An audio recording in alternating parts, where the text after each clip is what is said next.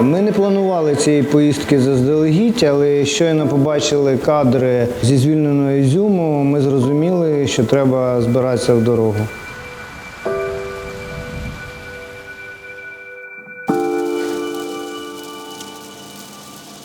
Це не перше місце, куди ми їздимо допомагати тваринам одразу після деокупації. До цього було Буча, Ірпінь, Гостомель, Бородянка. І мені здавалося, що ми знаємо, що там на нас чекає, що ми можемо там побачити. Але, скажу чесно, дуже сильно вразило. Так як орки там були півроку, а Гостомель, Буча, все-таки вони були місяць. Там набагато в Ізюмі і на Харківщині катастрофічні ситуації зараз.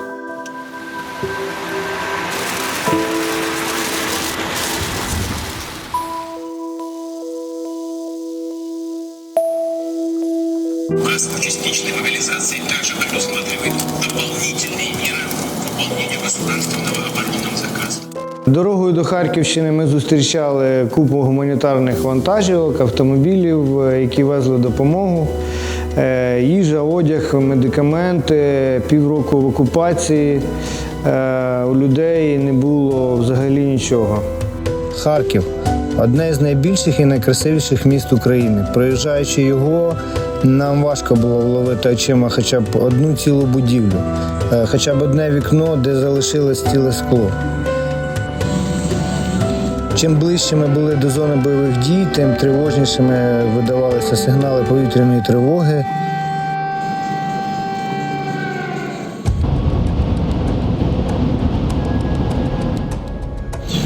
На в'їзді до Чугуєва була розбомблена заправка, там блукала дуже худа вівчарка. Ми зупинилися, погодували собаку, залишили форму опікунам, солдатам і рушили далі.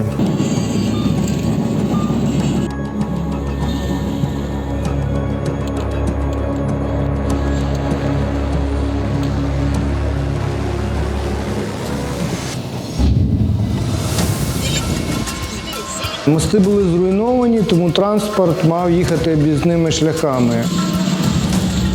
Цивільних автомобілів ставало дедалі менше, натомість більше було військової техніки, більше зруйнованих будинків, спалених заправок, магазинів. Вся місцева інфраструктура знищена. Якщо раніше ми перемовлялися між собою в машині, то цей відрізок шляху ми їхали мовчки. Розбиті асфальтні дороги змінювалися ґрунтовими, на обочинах лежали спалені автівки, на протилежній смузі стояла згоріла розстріляна військова техніка.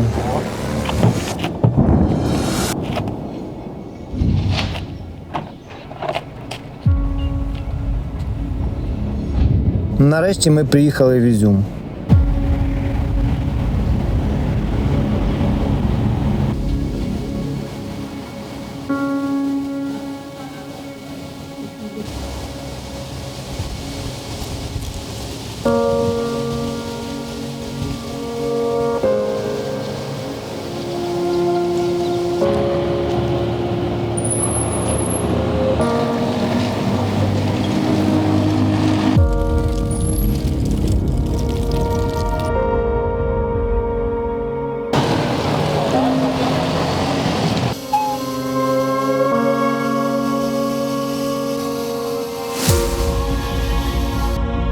Хтось з хлопців сказав, якби побачене можна було зробити чорно-білим, це нагадувало б кадри з хроніки Другої світової. У війни завжди однакове обличчя. Вот, видишь?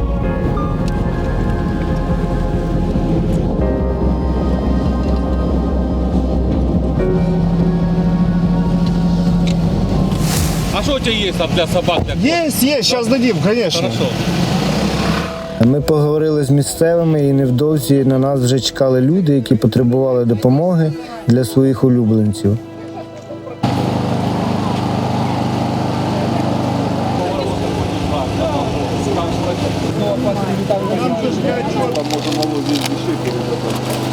Не, ну лекарства тоже. Ну, как и болеют тоже. Так, для собачек, для котов. Мачева, нам дайте на двух котиков. Для котиков. Для кота. Для кота. Рынок центральный. А вот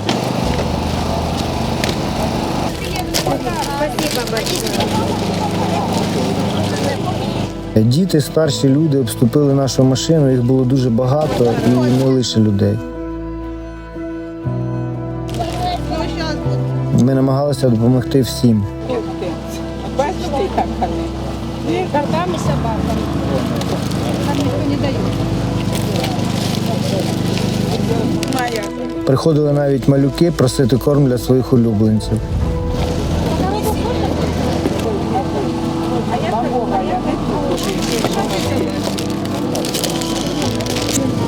Місцеві розповідали, що ситуація в місті катастрофічна.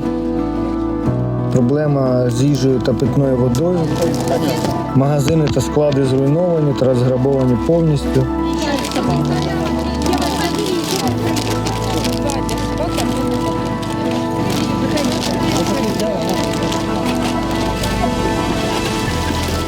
Найбільше нас вразило очі місцевих, втомлені, наче вигорілі. Ці люди півроку жили з думкою, що тепер там страшно і похмуро так буде назавжди. Але зараз їхні погляди потроху оживають, у них з'являється надія і воля до життя. Бажання піклуватися про себе і про своїх хвостиків. Спершу ми планували тільки роздати корм, але врешті вирішили зібрати ще й тваринок стільки, скільки зможемо. Ми одразу зрозуміли, що це буде не остання наша поїздка. Люди просили їжу і медикаменти для тварин. Багато тварин потребували медичної допомоги. На шляху додому всі ми точно знали, що скоро ми повернемося, щоб рятувати життя тварин. Бо там на нас чекають.